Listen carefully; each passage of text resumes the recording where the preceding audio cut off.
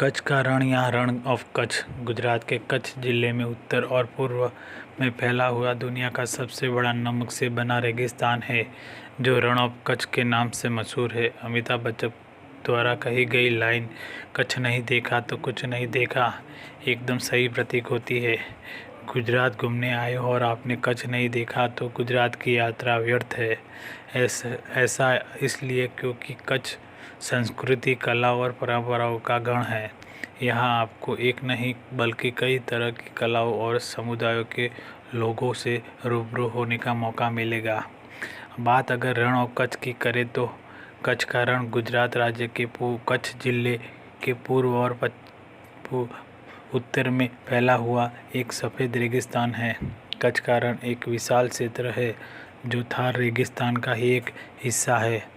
रण of Kutch का अधिकांश भाग गुजरात में है, जबकि कुछ भाग पाकिस्तान में है।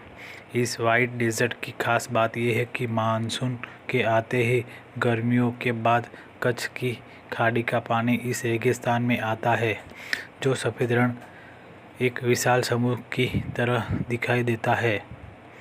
वाकई नमक के इस रेगिस्तान को देखना जितना अद्भुत है, उससे बनने की कहानी और भी दिलचस्प है। जुलाई से लेकर अक्टूबर नवंबर तक कच्छ के महान रण का ये हिस्सा एक समुद्र जैसा प्रतीक होता है। यहाँ हर साल आयोजित होने वाले रण उत्सव दुनिया भर के मशहूर है। यहाँ डेजर्ट सफारी से लेकर आप लोकगीत और लोक नृत्यों का आनंद ले सकते हैं। 38 दिनों तक चलने वाले इस उत्सव को देखने के लिए देश ही नहीं बल्कि विदेशी भी संख्या में आते हैं। अगर आप भी रण ऑफ कच्छ की यात्रा करना चाहते हैं तो रण ऑफ कच्छ से संबंधित हमारा ये आर्टिकल आपके बहुत काम आएगा। इस आर्टिकल में हम आपको यात्रा करवाएंगे कि कच्छ की वाकई किस खूबसूरत जगहों को देखने का अनुभव हमेशा के लिए दिलों में बस जाता है। तो चलिए शुरू करते हैं यात्रा रण of the Kutch. Rann of Kutch के बारे में जानते हैं। रण ऑफ कच्छ 23,300 किलोमीटर में फैला हुआ है। वैसे तो ये समुद्र का ही एक हिस्सा है, लेकिन 1819 में आए भूकंप के कारण यहाँ का भौगोलिक परिस्थिति पूरी तरह से बदल गया और इसका कुछ भाग ऊपर उभर आया है। सिकंदर के समय यह एक नौगम्य झील था। रण ऑफ कच्छ 2 हिस्सों में बटा हुआ है। उत्तरी रण यानी great Rann of the Kutch 257 kilometre क्षेत्र में है और पूर्वी रण, जिसे लिटिल रन ऑफ कच्छ कहते हैं, ग्रेट रन ऑफ कच्छ से छोटा है। ये लगभग 5138 वर्ग किलोमीटर में बसा है। बता दें कि रण का मतलब हिंदी में रेगिस्तान से होता है। गर्मियों में यहाँ का तापमान 44 से 50 डिग्री तक बढ़ जाता है और सर्दियों में शून्य से नीचे तक चला जाता है। कच्छ का इतिहास के अनुसार कादीन नाम का कच्छ का एक द्वीप हड़प्पा की खुदाई में मिला था।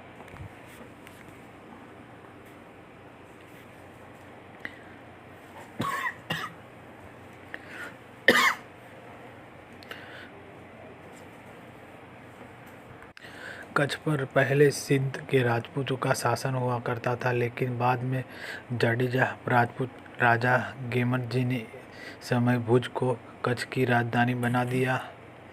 सन 1741 में राजा लखपत जी कच्छ के राजा कहलाए। 1815 में अंग्रेजों ने डूंगर पहाड़ी पर कब्जा कर लिया और कच्छ को अंग्रेजी जिला घोषित कर दिया गया।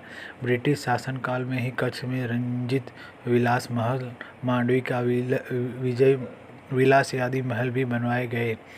कच्छ का रण विवाद बात 1965 की है, जब रण की पश्चिम छोर पर भारत-पाक सीमा को लेकर विवाद खड़ा हो गया। अप्रैल में सीमा को लेकर लड़ाई छिड़ गई और बाद में ब्रिटेन के हस्तक्षेप के बाद युद्ध खत्म हुआ। संयुक्त राष्ट्र के महासचिव द्वारा सिक्योरिटी काउंसिल को भेजी गई रिपोर्ट के आधार पर इस पूरे मामले को ट्राइब्यूनल को भेजा गया। ट्राइब्यूनल में 1968 में जाकर फैसला सुनाया कि रण का 10% हिस्सा पाक में है और 90% हिस्सा भारत के पास रहेगा। एक साल के बाद 1979 में रण का विभाजन हो गया। रण ऑफ कच्छ उत्सव दुनिया के सबसे बड़े नमक रेगिस्तान में से एक भारत के गुजरात राज्य के कच्छ का महान रण केवल अपने प्राकृतिक वैभव के लिए जाना जाता है, बल्कि यहाँ के स्थानिक लोगों का बनाया गया द रण उत्सव के भी लिए काफ़ी पॉपुलर है।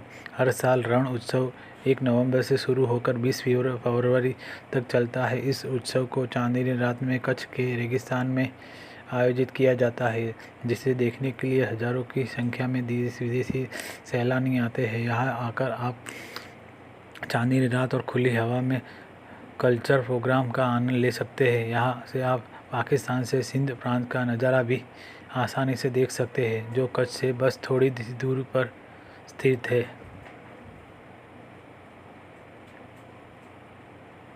कच्छ का खान पान कच्छ के लोग सरल जीवन और उच्च विचार में विश्वास करते हैं। मुख्य भोजन बाजरी से बना रोटला होता है, जिसे बटर मिल्क या छाछ, बटर और जगरी या गुड़ से साथ बनाया जाता है। चावल और दाल से बनी खिचड़ी सभी को पसंद आती है। यदि आप किसी भी घर में जाते हो तो पहले एक गिलास पानी एक रिवाज के रूप में परोसा जाता है।